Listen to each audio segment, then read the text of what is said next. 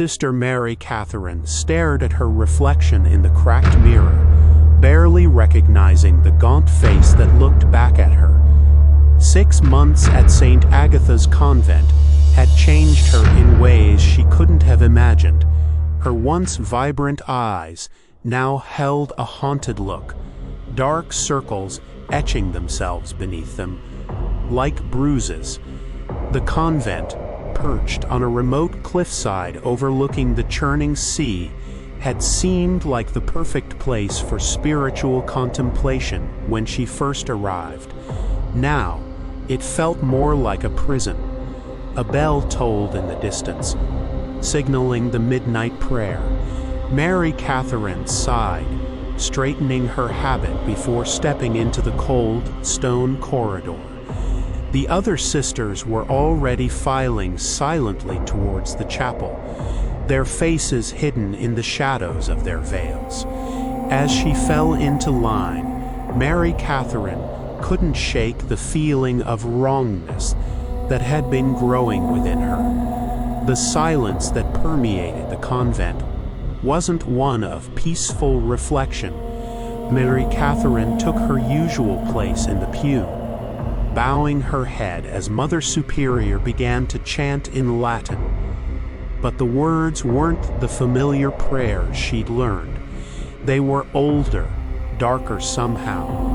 A movement caught her eye, and Mary Catherine glanced up, her breath caught in her throat. For a moment, just a fleeting second, she could have sworn she saw Mother Superior's shadow on the wall behind her, not in the shape of a woman, but of something monstrous and inhuman. She blinked, and the shadow was normal again. But the seed of terror had been planted.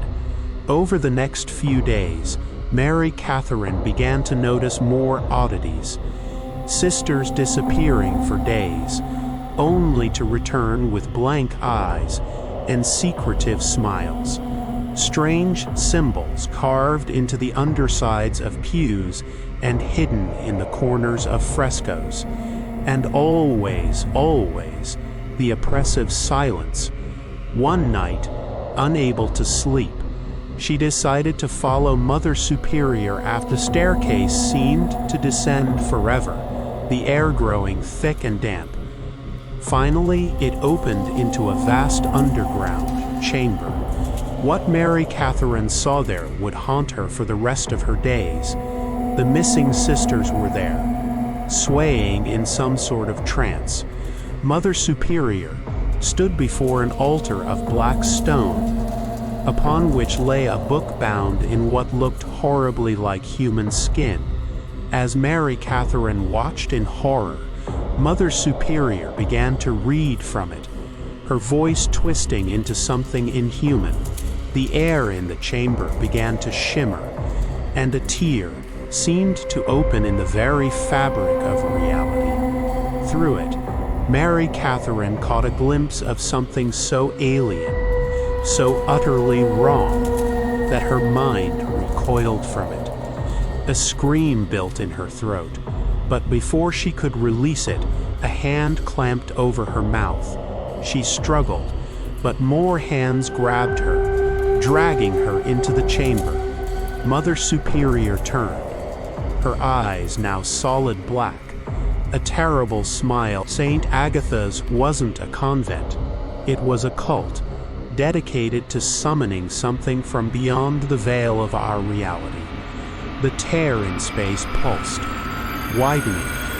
Tentacles of darkness began to reach through, grasping hungrily at the air.